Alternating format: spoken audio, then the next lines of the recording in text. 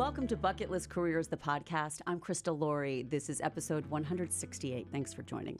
Joining me now in studio is Brian Mazza. He is a fitness entrepreneur. He is founder of High Performance Lifestyle Ventures in Pelham, New York. He has over 15 years of experience in hospitality and fashion.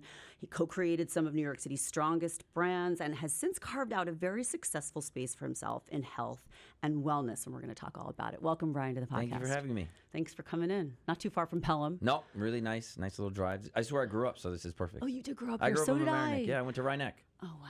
Yeah. Okay. I went to Mamaroneck High School. Yeah. So, yeah, I follow you on social media. We talked about this. Same. I'm a fan. You have a really strong community there. It's focused on wellness and fitness. But you didn't start out in this space, and that's what this podcast is about. We want to learn from your journey. So let's dial it back to your earlier professional self. And we talked about this as well. You were a Div 1 soccer athlete. You got a scholarship. Let's take it from there. Yeah, so, I was a really high-level athlete growing up my whole life in this town. And, I had to pick a sport. Was it going to be hockey, baseball, or soccer? I picked soccer, played at FC Westchester, where my kids play now, and then got a scholarship to go to the University of Rhode Island. So there, it was every kid's dream playing in a D1 sport to go pro.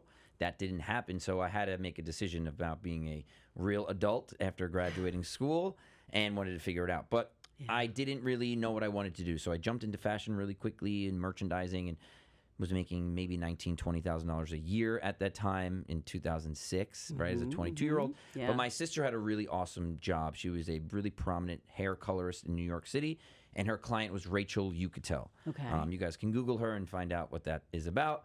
But she worked at a nightclub in the Hamptons, and she needed an assistant out there. So there's no Instagram. Facebook just started. So my sister goes, hey, you want to make maybe $1,000 a night cash? Go work out in Southampton, go meet my client Rachel. And from there, that literally changed my life. So I went out there to go work and fell in love with the hospitality nightlife world. I worked at the premier nightclub Dune in Southampton, and that's where I met my partner, where we co-created the Ainsworth. Okay. But at that time, I was Rachel's assistant. So you would come to the club, I would take you to your table, I would make sure you're okay with your bottles, with your entertainment, everything was great, and then I'd come back out and just relay the message to her. So I was a bottle runner in that sense. Okay. So kind of glamorous. It was really cool because I got to meet the best people in the world in the Hamptons during the summer, and that's where everyone goes. So right there, a light bulb went off in my head and said, wow, if I can sacrifice going to parties, going to certain weddings when people were getting married, going to Dewey Beach with all of my friends, if I could sacrifice my weekends, make great money, but network, I can build a career and most likely be able to do whatever I wanted to do. Did you study business in college? Or? I didn't really study in college. I played soccer and went to class here and there, but I don't know. I've always worked. I mean, I worked at Mercurio's as a kid here on the Avenue growing up. I've always worked. If it was parking cars with my best friends, my parents always wanted me to work and earn my own money. So I think when I had the opportunity to be in that situation and understand, wow, there's a lot of people with money, a lot of celebrities, a lot of pretty women, a lot of really awesome guys running around, I can figure this out. And I was in pretty good shape then. And if there's anyone listening who's young here, I always said yes to everything at that age. So I just said yes. Do you want iced coffees in the morning? I'll go get them. You want me to get your dry cleaning? I'll go do that. You want to go work out? I'll go work out. You want to go for a swim? I'll go for a swim. So I was always saying yes to everyone in these Hamptons houses, right, because I knew that if I can be relatable and reliable to these people and relevant, that they would always remember, oh, Brian can do something. So that started to be, who I was starting to build that reputation there. Okay. Plus, everyone had beautiful cars, Porsches or Ferraris and this, and I would be able to drive them to go get their iced coffee and stuff. So it was a fun little experience for me at 22 years old from Mamaroneck, hobnobbing with all of these people. Sure, the power of yes, being young and enthusiastic about it. All right, so what was your first real gig? So my first real gig was working in there for her. Yes. But then after that, I met the owner of the nightclub. Okay. And then me and him hit it off over a wiffle ball game. And then I said, hey, I'm merchandising in the city. I'm making no money. I want to come work full time. Well, he said, you need to learn the whole business first. Okay. So learned everything from what it takes to be a busboy, to be a bartender. But I went to the University of Rhode Island. And when you go to a school like that, the tri-state area has all of these kids that come out of there. So I knew that, playing soccer, I had a really good network in the fraternity and sorority world. I was guest bartending also in those summers. So when I would come guest bartend back in the city, 200 kids from school would come to these parties. So I said to the owner of the club, hey, I can probably bring 200 kids on Friday and Saturday night to the city to this bar called Honey on 14th between 7th and 8th. And he said, okay, let me see what you could do. So, just from my experience working in the Hamptons, now working for him, I was able to do that. So then his light bulb went off and said, hey, we have something special here with you. Learn the business, be my partner. Let's create a new brand. And then that's when at 22 years old, 23 years old in 2009, I created the Ainsworth. Okay. With him. Okay. You co-founded that with him. And there were other properties as well. You were president of a premier hospitality company. Yeah, so that hospitality group, I started really, I started at the bottom and then became vice president, director of hospitality, and then eventually was granted the president of the group. But at that time, we were growing rapidly. So we had the Chester Beer Garden in the Gansevoort Hotel. We created a custom clothing company called Windsor Custom under the Ainsworth. We were in, cover of New York Times style section. We were just blowing up, and this brand was on fire. We created Sunday Fun Day. We created 24 karat gold wings. We were doing all of these things when social media started to take off. But what we did was we leveraged our Hamptons clout. And when we created the Ainsworth, we were able to promote it through the Hamptons. And then when we finally opened it in the fall, we just took off. So we were like the premier sports bar, sophisticated sports bar group. Nice. And we grew it to a very, very awesome business. So you must have learned a lot. But at some point, you tell me you wanted to change. Yeah. Because you were doing this for like a decade or so, right? Doing it for a very long time. And I was partying a ton, and it was wearing on me. And I always knew at this point when I wanted to make that change, I was married and we were thinking about having kids, and I never really saw my dad drink, rarely. And at that point, I said, okay, I'm going to make a promise to myself that I don't want my kids to ever see me drink. I don't want them to ever see me not in control. And I just made that promise. So I stopped drinking. And at that point, social media started to really take off with Instagram. Yeah. So I was training. So this is around 17, 18, right this is around 2013. Okay. Is when I started to lean in on social. And I was training every day at a very, very high level and was still drinking and partying. So I was like, something has to give. I can't live the life I want to live. I'm ruining all of these things by partying and drinking. Something has to stop. So a couple years later, I finally realized and I figured it out that I can make money through social media because I was at an event. There was a Nike event. They took a photo. I posted it, and it kind of went a little viral. So at that point, I said, wow, I can probably build a business this way as well. That was your light bulb moment. That was my second light bulb moment. And then I started to leverage Instagram in my fitness world and wellness world because I was getting these major brand deals, and my hospitality world, and I was merging them together. So I was able to do the Christmas party for American Express and I was able to at my restaurants, and I was able to train with them at this facility, Tone House, that I was training at. So I was becoming this kind of chameleon for these people that I was probably the most fit on restaurateur in New York City at the time, and be able to build these awesome relationships and get them to my venues as well. Right. So it started to be really awesome for me. I was making money in both genres, right, in health and wellness and in my restaurant space. But then it came to a point where I said, okay, do I want to do this for the rest of my life with the Ainsworth? Do I want to be out all the time? Do I want to, on Saturday nights, not be home? I want to be a very hands-on dad. And I didn't think I was going to really be able to do that at the level I wanted to do it. Because I want to coach. I want to do all these things. And plus, I wasn't drinking and partying. So going out 10:30, 11 o'clock at night wasn't fun for me anymore. So it was actually my brother's 40th birthday party at the time in Jamaica. And I was sitting on this pier, just sitting out. My wife's coming up to me. She's like, what are you doing? I'm like, you know what? In about a year and a half, I'm going to pivot and I'm going to create something. And I just need to get out of the hospitality world. And she kind of really got upset with me about that because money was great and things were awesome. But I was building a brand, and someone like myself, I always believed in myself and anything I did. So I just said, if I can believe in myself, I will be able to do this. And the work ethic is something that was always instilled in me, so I wasn't nervous about that. Sure. Well, I can understand. Your wife is Chloe Melas, by the way, who's on the Today Show, and she's a successful journalist and obviously a bright woman. She probably just had a little fear of the unknown at that moment, but believed in you. Did you have the concept of HPL, this high performance lifestyle training program? Because that, to me, is the white space that you found. Correct. So when did that come along? And then we can unpack what that's all about. So that came along. So I didn't have that created yet, but I knew I was going to do something in that world. Yeah. It wasn't just going to be Instagram, but I knew that if I stopped the Ainsworth at that moment, I could pivot the next day and not lose $1. And that's what I knew, but it was hard for her to understand that and maybe believe it, right? And that's what really happened. I stopped one day, and the next day I just continued on, and it was very, very seamless for me. So I was very lucky in that sense. Yeah. But I built equity already in my personal brand, so it was very easy to do that. But this is the story. So it was our second baby coming, so we're on our baby moon in Miami, and my wife is right, crazy. So my wife is uber pregnant, like huge, and we're in Miami, and she's like, well, what are you gonna do? I'm like, well, I'm gonna leave the Ainsworth, and I just left the Ainsworth actually. So what are you gonna do? Right. And I said, I'm gonna create a company called High Performance Lifestyle Training, and I didn't create this company yet, but I said I'm gonna do it. And was reading a book by David Goggins called Can't Hurt Me, and he's spoken at he one spoke of your at my first retreats. summits. Yeah. So I said, I'm gonna DM him, and I'm gonna hire him. So she's like, whatever. And I DM'd him, and that's when you can actually get in touch with him. So I was able to get in touch with him. He put me in touch with his fiance, who's the manager. And, I had to wire him $55,000. So I did that.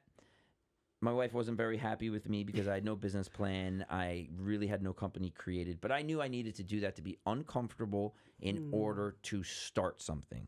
Because I was very comfortable at that moment, but I knew I needed to do that. You're the dive-in guy. Yeah, I needed to dive in because, again, if you don't dive in if you don't believe in yourself.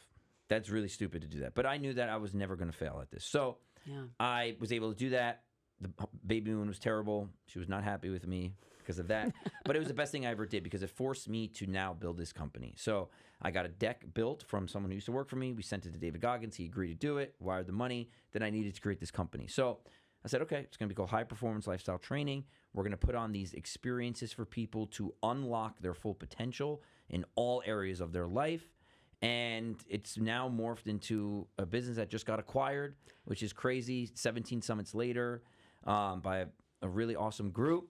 Lifetime. Oh, you're not supposed to tell us. You can tell us. Lifetime acquired it. On that. Thank you. That's big. But throughout that journey, I knew that if I can build community, continue to build equity in my personal brand, and help transform people to unlock their full potential, the sky is going to be the limit. So let's talk about that. I mean, you talk about the mantra is the primary goal is to create an environment where like-minded people can come together to become more efficient in all areas of their life. So this is not just fitness. Correct. It's like more holistic approach. Yes, you're right. So I think people think high performance means abs and big arms and big chest for a guy or whatever, right? If we're just talking about men.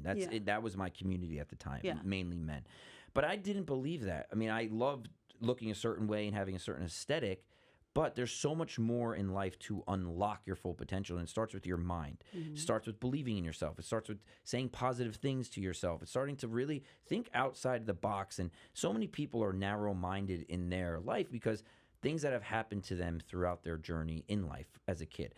I fully believe the human body is a human performance machine, and people don't understand that because of trauma and things that have happened to them. I'm not saying we're healing people from trauma, but we get them in an environment where they can not think about anything else, but just think about themselves through community and unlock it through tough workouts, hearing the best speakers in the world, doing all of these activities to believe in themselves. So by the time they leave the 4-day summit, they're like, wow, I can give so much more in all areas of my life and become a high performer. Because you have a headquarters in Pelham, and that's sauna and cold therapy, personal training, group fitness, and more. But it sounds like accompanying that with these experiences, these co-ed experiences that you're talking about. I think you've had like 16 since you started them across the U.S. Across the U.S. Sounds We've done one in successful. Antigua. They're very successful. They sell out every one, which we're very thankful for. But we go out Like and what's get... different? Do you know what I mean, Brian? Like Yeah, so what we're doing is we're putting people in really uncomfortable situations. We go out and get the best Navy SEALs to put them through a BUDS workout. We put them in the ocean. We get them cold. We get them scared. We bring the best speakers in the world to unlock whatever they have going on. We do crazy breath work that really brings out all the emotions in people that they talk about almost committing suicide. They talk about the trauma they had with their parents and things they're going through. But the unique part about this is like 24 hours in, and people are already feeling comfortable to talk about these things with people they don't know. So the camaraderie right there is unlocked, and that's the secret sauce.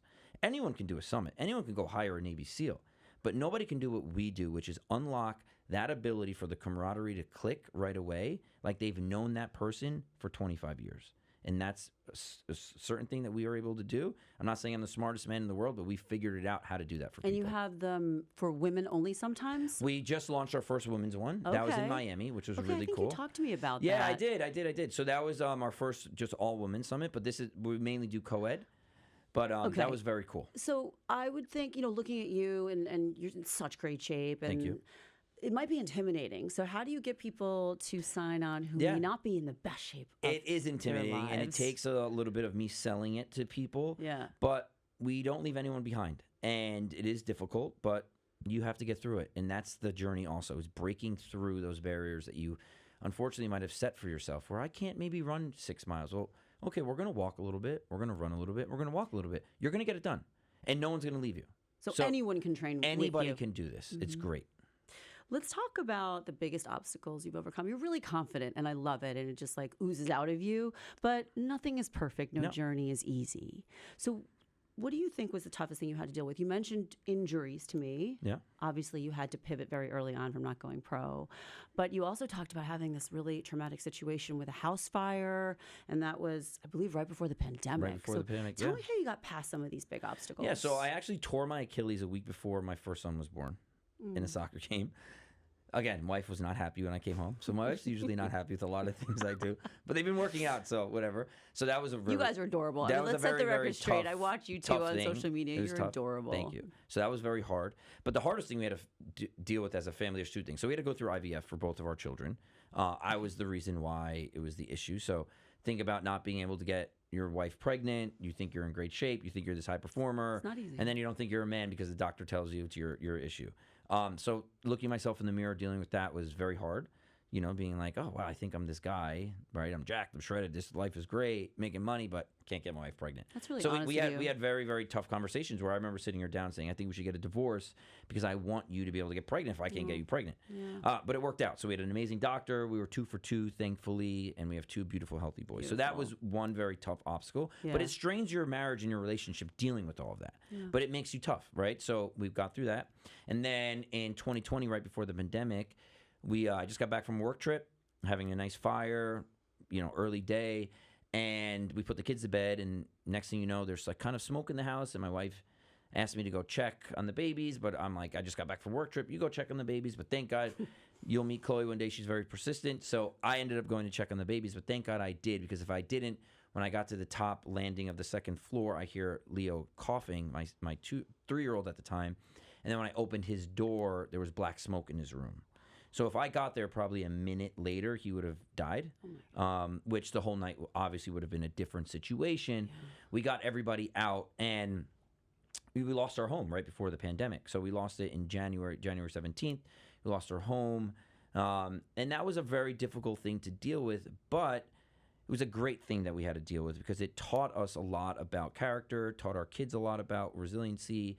It brought us together, and after that, I said I could face anything. I could take anything on. Everyone was fine, but it taught us a lot of great lessons. Yeah. And just thinking about what people were going through on the West Coast this whole year with all these fires and everything. Oh, in LA. Yeah. I can't imagine what they had to deal with because that was way more catastrophic and crazy. But to go through something similar and losing your home, losing your belongings, losing all of these things, and then having to rebuild during the pandemic, I can manage was anything. a whole nother issue. I feel like my body armor is unbreakable now, and I take anything on. So as much as it sucked, it was great that it did happen. That's a good way to look at it. So in terms of takeaways for listeners, I always ask my guests this. What do you think, based on your journey, helps you achieve your purpose career-wise? Because you do feel like this is your bucket list career, 100%. Yeah, I love it. I don't feel like I work any day in my life. It's awesome.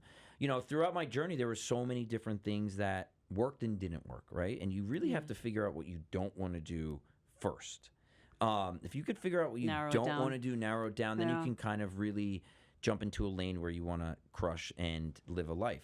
My dad was a school teacher, never made crazy money, but he said he never felt like he worked a day in his life, and he was the happiest man in the world because he found what he really truly wanted to do. Yeah. A lot of people think money is going to make you happy.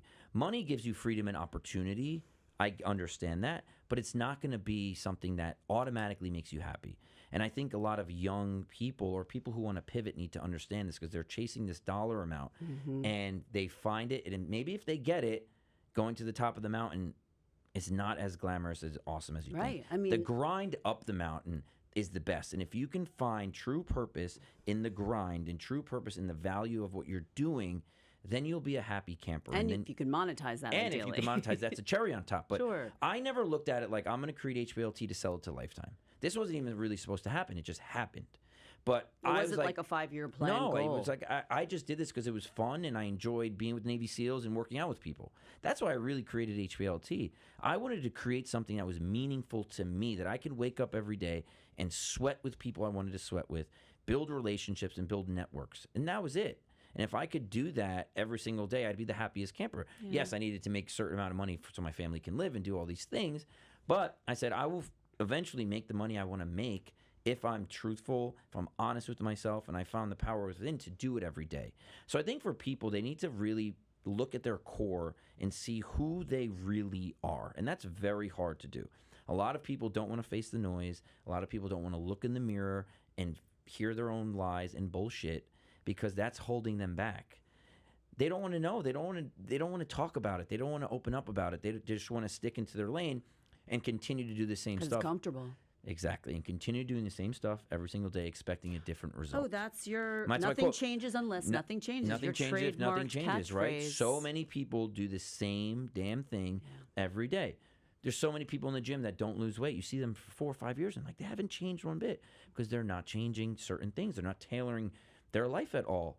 And I had to change my life early on and stop drinking and do all these things and focus on my clarity and my confidence in order to become the person I wanted to be. And once I made that change, things started to open up. The world opened up for me. It's working. I'm not saying it's easy, Yeah. but you have to do it. And if you do that, you can build unbreakable body armor to do all of these things, face the adversity. Because another great tip, adversity is coming. It's knocking on your door when you least expect it. Matter of time. Everybody faces adversity in some form. Some face way worse than others. It could be cancer. It could be a house burning down. It could be losing a job. Your best friend passes away. All these crazy things. Life could be great. And then you get that, and it's Mr. Adversity, and then boom, you get punched in the face. How are you going to be able to deal with it? And I think for myself, I've dealt with it my whole life in certain ways. Not crazy stuff, but little adversity here and there, and how to face the music, face the noise. And thank God all these things have happened to me in the negative space for me to really enjoy what life has brought me now.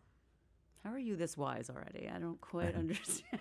Well, I feel old as hell, so I feel like I've been through it. Please. All right, where do people follow you? I know you have a couple different locations I on think social the media. best way is just, my name on social media. It's, just the easiest way for people to get more updates, see what we're doing. Brian, Mazza. Yep, Mazza. And then you can see what we're doing with Lifetime and all these awesome initiatives coming up. So we are super excited. So We're going to be exciting. busy, but it's going to be great. Amazing. Yeah. Thank you so much for coming on the show. I really enjoyed hearing your story. And Thank you. Thanks for sharing your wisdom with us. Awesome. And we appreciate you joining us for another Bucket List Careers. I'm Krista Laurie. Be sure to follow me on social media at Bucket List Careers on all the platforms. DM me any guest ideas or input. Until the next time, be well.